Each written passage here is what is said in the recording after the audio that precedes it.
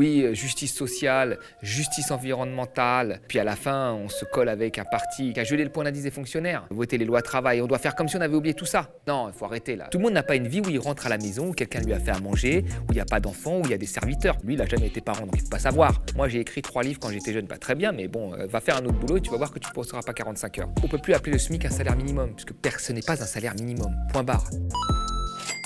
Bonjour tout le monde et bienvenue pour ce nouvel Instant Porcher. Je suis ravie de vous retrouver depuis plusieurs numéros maintenant, chaque semaine pour analyser et décrypter l'actualité économique et politique en ces temps présidentiels. J'ai pour habitude de vous dire qu'avec tous les discours environnant autour de nous, notre meilleure arme c'est de les connaître et de les comprendre. Au programme aujourd'hui, on revient sur le vote de la primaire populaire qui a débuté jeudi matin et ce collectif qui milite pour une union des gauches. On parlera aussi d'un gros thème de campagne présidentielle, le travail, le SMIC, où les travailleurs sont dans la rue quand, en même temps, si je puis dire, Macron propose le travail jusqu'à 45 heures par semaine pour les jeunes. Et enfin, toujours notre président, Macron, décide de ne pas participer au débat du premier tour. On va en savoir plus, c'est l'Instant Porcher.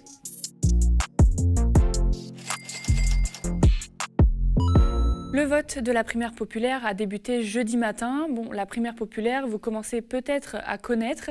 Vous savez, cette initiative et consultation citoyenne où les inscrits, ils sont plus de 460 000, votent parmi 7 personnalités des gauches. Le victorieux ou la victorieuse est ensuite soutenu par les inscrits pour la présidentielle. Le vote est assez inédit car il consiste à choisir par jugement majoritaire. Les votants doivent évaluer et classer les candidats en complétant cette affirmation. Pour faire gagner l'écologie et la justice sociale à l'élection présidentielle, j'estime que chacune de ces personnalités serait... Et ensuite, on peut compléter. Elles peuvent attribuer à chaque candidat très bien, bien, assez bien, passable, insuffisant. Les 7 personnalités en lice, qu'elles le veuillent ou non, puisqu'elles ont été choisies par le collectif et ne se sont pas présentées d'elles-mêmes, sont Anna Aguep-Porterie, Anne Hidalgo, Yannick Jadot, Pierre Larouturou, Charlotte Marchandise, Jean-Luc Mélenchon et Christiane Taubira. Les militants plaident pour une grande union des gauches. Jean-Luc Mélenchon, Yannick Jadot et Anne Hidalgo n'en reconnaîtront pas le résultat et font déjà campagne sur leur propre programme. Thomas, quel bilan tirer de cette initiative citoyenne ? Après pratiquement 6 mois d'existence, c'est que cette histoire de primaire ou d'alliance des gauches a pollué complètement le débat de beaucoup de candidats à gauche. C'est-à-dire qu'au lieu de leur parler de leur programme, de parler du fond, il y a toujours cette question qui revient, et pourquoi pas l'alliance des gauches, et pourquoi pas ci, et pourquoi pas ça. Puis la deuxième des choses, c'est qu'ils ont tellement été bons dans l'alliance, alors ça c'est très marrant, c'est des gens qui disent oui, il ne faut pas rajouter des candidatures, et ils ont réussi à trouver le moyen d'en rajouter. Christiane Taubira, je pense que ça l'a beaucoup influencée parce qu'elle était dans les mieux classés, hop, elle veut être candidate, puis il y a 2 autres personnes que je ne connaissais pas, qui sont des citoyens qui veulent être candidats, et donc ça donne en plus des idées à des gens qui n'étaient pas là, mais qui ont l'impression, via cette primaire, d'avoir une certaine notoriété à gauche, parce qu'ils ont su mobiliser une partie des militants ou des votants, et qui là se disent pourquoi pas moi.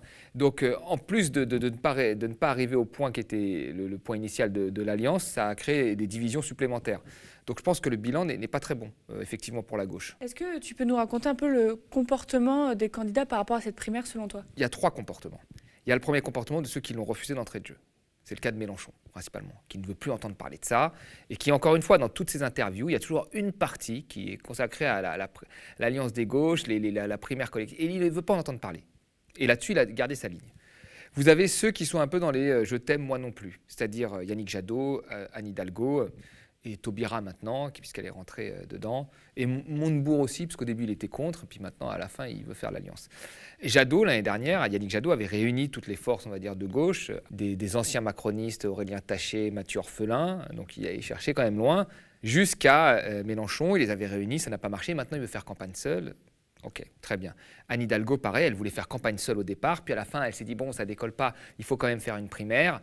Et puis finalement, elle a abandonné l'idée. Et puis vous avez une autre partie, que moi j'appellerais des seconds couteaux, pour qui cette plateforme a permis d'émerger. Monsieur Larouturou, par exemple, là, il est dans les finalistes. Bon, il a su mobiliser un petit peu des gens autour de lui, il se retrouve dans les finalistes, donc là, il existe.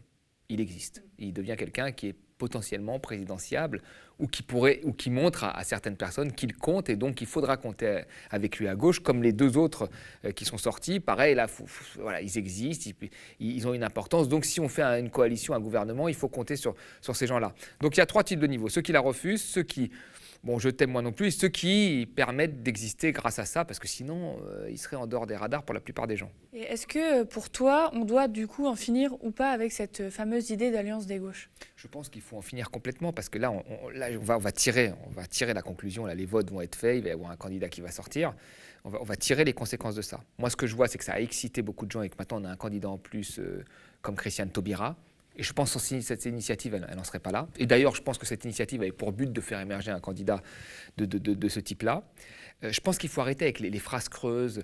Je veux dire, j'ai fait partie de ces gens-là, moi. Donc, vraiment, je fais aussi quelque part mon autocritique. C'est-à-dire les phrases creuses où on dit « oui, justice sociale, justice environnementale », et puis à la fin, on se colle avec un parti qui a organisé en partie, je veux dire, la casse sociale des collectivités locales, qui a voté les lois travail. On doit faire comme si on avait oublié tout ça, qui a gelé le point d'indice des fonctionnaires.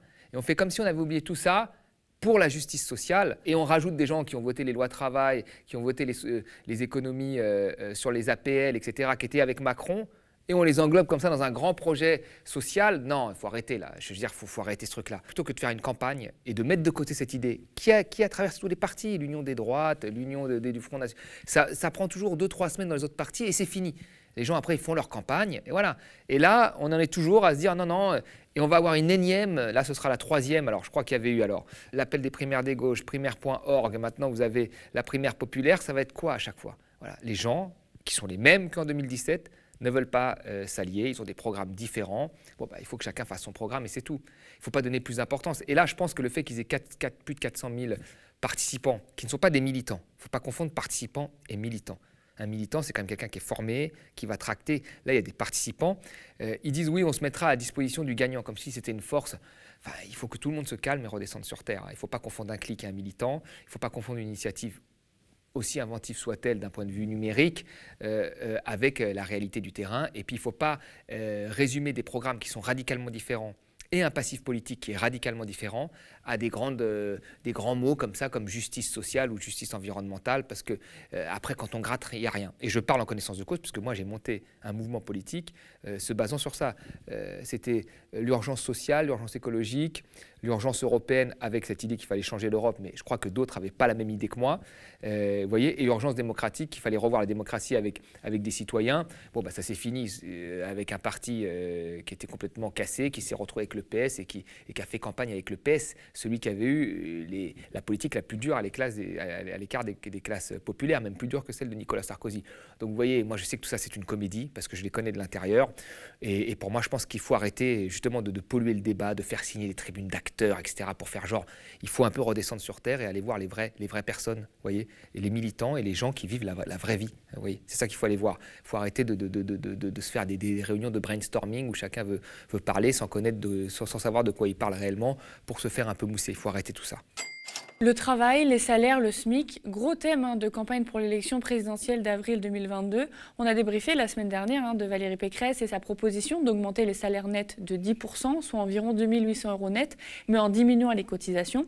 Pour les autres candidats, par exemple, l'extrême droite propose de réduire les cotisations patronales pour les augmenter.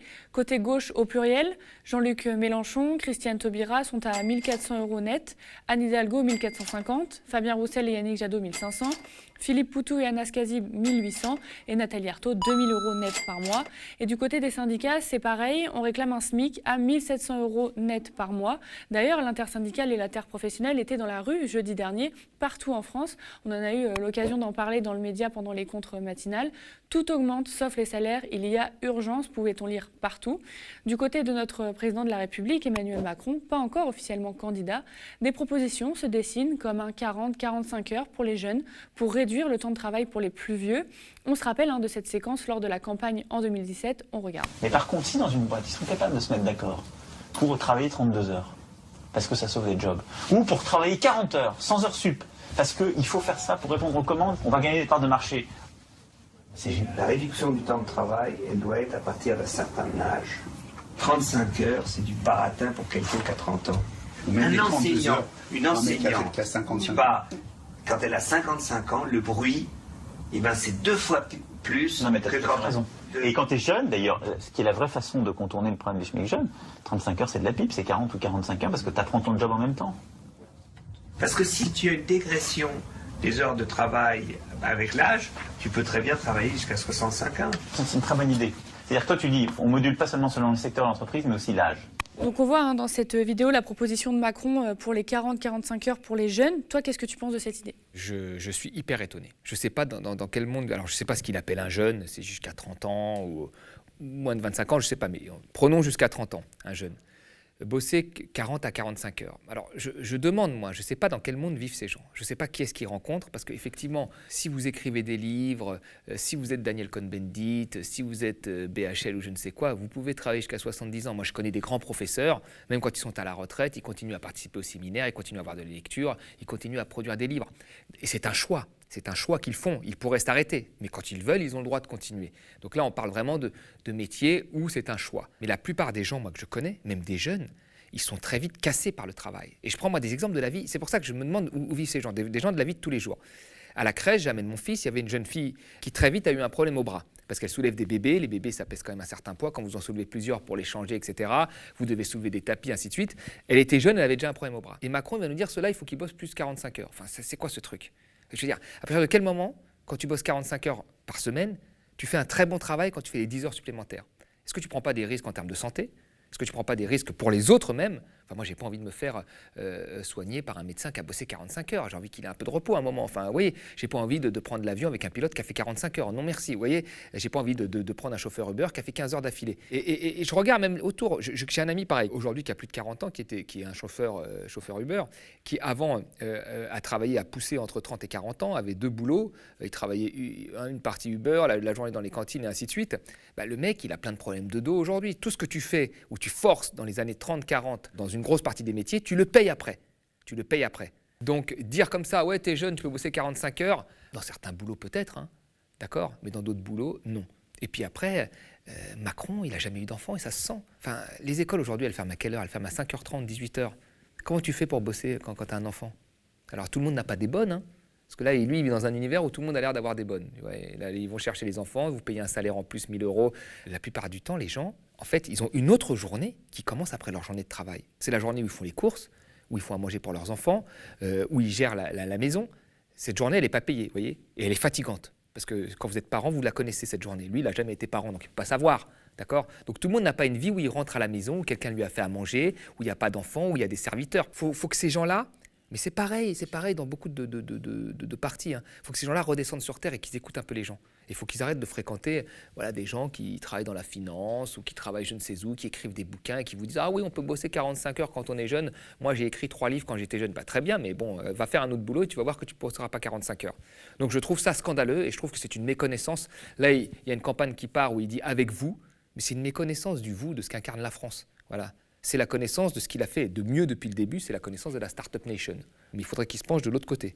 Voilà, lui qui a théorisé l'ubérisation de l'économie, qu'il aille voir comment ils sont les mecs d'Uber justement qui bossent 45 heures s'ils sont dans un bon état. Et après, il viendra nous dire que c'est bien de bosser 45 heures. Tu parles justement des plus vieux qui travaillent. Il en parle aussi, Macron. Il propose également de faire travailler les plus vieux plus longtemps avec des incitations financières, par exemple.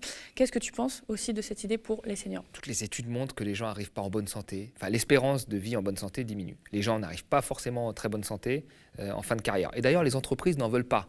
Ça aussi, il faudrait que Macron il se penche là-dessus, parce que souvent, elles virent les personnes de plus de 55 ans. Il y a un chômage élevé des personnes de plus de 55 ans parce qu'elles coûtent cher et qu'on pense qu'on peut trouver un jeune plus productif et moins cher. Donc, les gens arrivent cassés, les entreprises n'en veulent plus. Et là, vous vous dites, ah bah oui, il faut qu'ils bossent plus longtemps.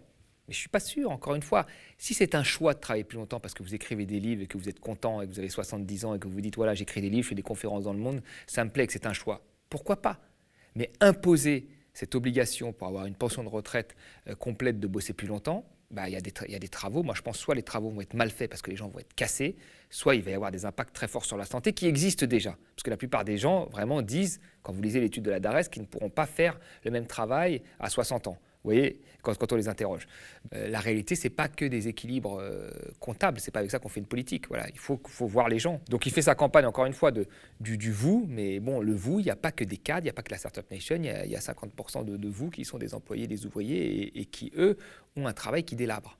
Voilà, il ne faut pas que Macron l'oublie. Il y a eu des manifestations sur les salaires, sur le travail, je le disais, pour l'augmentation du SMIC la semaine dernière. Est-ce que toi, tu partages cette opinion? Est-ce qu'il faut augmenter le SMIC ou est-ce que ça coûte vraiment trop cher, comme n'arrêtent pas de le dire les libéraux? Moi, je pense qu'il faut l'augmenter, bien sûr. C'est qu'à partir des années 80, on a eu une baisse des salaires dans la valeur ajoutée. Ça, c'est clair et net.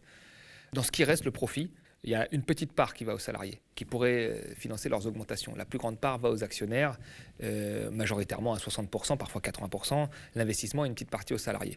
Et puis, quand on regarde sur les 30 dernières années, le salaire des 1% les plus riches s'est envolé et le reste de la population a juste augmenté. Donc, il n'y a aucune raison, à part une raison politique, pour dire que ah oui, les bas salaires, c'est un problème, etc., de les augmenter. Sauf pour une raison politique, puisque les hauts salaires, il n'y a pas de problème. Donc il faut un peu sortir de cette idée que la compétitivité sur les bas salaires doit se faire en comparant avec d'autres pays où le coût de la main-d'œuvre est pas cher et qu'en haut lieu, là, il n'y a pas de souci, là, il n'y a pas de problème, il n'y a pas de compétitivité parce qu'on est exceptionnel quand on est en haut lieu. Non, on n'a jamais créé autant de richesses. Voilà. Aujourd'hui, pourtant, il y a une grosse partie de la population qui survit en dessous du salaire médian. C'est les fins de mois difficiles, bouffées par l'inflation, bouffées par le logement qui augmente, bouffées par un certain nombre de choses. Donc on ne peut plus appeler le SMIC un salaire minimum, puisque ce n'est pas un salaire minimum, point barre. Personne ne peut vivre avec, c'est un mensonge. Donc il faut réaugmenter ce SMIC, et moi je dirais même qu'il faut avoir une politique salariale sur ce qui est en dessous du salaire médian, parce que ça devient trop difficile de vivre avec ça. On va continuer avec Emmanuel Macron. Notre président, pas encore déclaré candidat, a pourtant fait savoir, enfin plutôt son entourage, qu'il ne participerait pas au débat du premier tour pour l'élection présidentielle 2022. Thomas, qu'est-ce que tu penses de cette décision? C'est problématique là. C'est-à-dire que Macron, à un moment, s'il est candidat, il doit se plier aux règles de tous les candidats, c'est-à-dire de faire les débats de premier tour. On ne peut pas avoir comme ça un candidat, enfin, même si c'est un ancien président, qui se dit « moi, je ne fais pas le débat du premier tour ». Donc on se rend compte qu'il y a une stratégie en fait derrière. La stratégie, c'est que c'est la stratégie qu'avait fait Mitterrand avec Chirac quand il l'appelait Monsieur le Premier ministre. C'est-à-dire qu'il veut rester le président, il veut être au-dessus de la mêlée, voilà, et ne pas passer candidat. Ce qu'il a réussi à imposer, on le voit bien dans les débats, c'est que tout le monde se positionne finalement en fonction de lui. Lui, il est au-dessus, il gère, il ne rentre pas dans les petites polémiques. En bas, il y a des petites polémiques stériles et tout. Lui, parfois, il arrive, il met sa touche et puis il repart. Voilà, c'est à peu près ça. Et cette position l'arrange, ça lui donne une stature tout de suite au-dessus de la mêlée, même en termes d'image, de forme. Donc il ne veut surtout pas casser cette stature et se retrouver dans un débat où les gens lui posent des questions sur le fond, sur ci, sur ça, etc. Il faut qu'il ait toujours l'impression que c'est lui qui a géré bien la baraque et qui est au-dessus des autres. Donc il refuse ça. Mais en même temps, je pense qu'il se sert aujourd'hui encore beaucoup de la crise sanitaire. Et ce qu'il arrange, moi je pense, c'est de tout débloquer, de libérer tout le monde, on va dire, de tout ça, juste dans la dernière ligne droite pour dire je suis le libérateur et que tout le monde dise oui, c'est Macron, finalement il est bien, ça l'arrange aussi.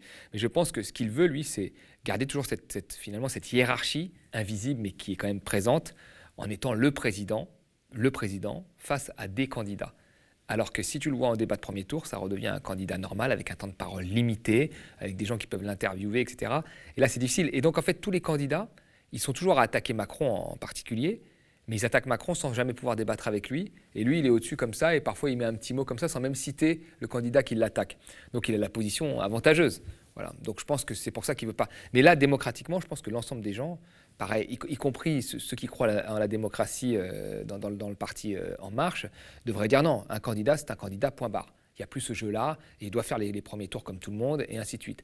Ils peuvent refuser, s'ils veulent, un processus de primaire dans En Marche, hein, a priori, et voir qu'il y a le nominé, comme le PS l'a fait, un candidat, mais après, il participe à tous les premiers tours. Il n'y a pas de particularité, à mon avis, même quand on a été président, parce qu'on n'est plus président, on devient candidat. Et d'ailleurs, là, je pense qu'à un moment, il va falloir l'interroger de plus en plus sur sa déclaration de candidature. Parce que là, il y a un faux suspense, tout s'organise et lui, il fait genre non, je suis président, mais en même temps, il fait tout autant campagne. C'est un peu ce qu'il avait fait déjà quand il était ministre de l'économie, où il organisait beaucoup de dîners, etc., où il préparait en fait sa candidature. Donc il ne faut pas qu'il y ait un mélange des genres, et je pense que rapidement, il faut qu'il se présente, et s'il se présente, il faut que les règles soient les mêmes pour tout le monde. Quand on est candidat, on fait tous les débats. Voilà. Merci Thomas.